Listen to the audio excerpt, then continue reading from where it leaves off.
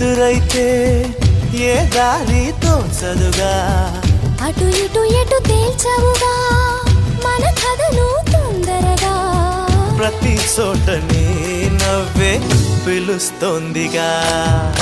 నన్ను దాటి వెళ్ళలేవు నిన్ను నువ్వు దాచలేవు ఏమి చెయ్యనయ్యో రామా ఉన్న మాట చెప్ప నీవు ఊరుకుంటే ఒప్పుకోవు ఇంకెలాగే సత్యభామా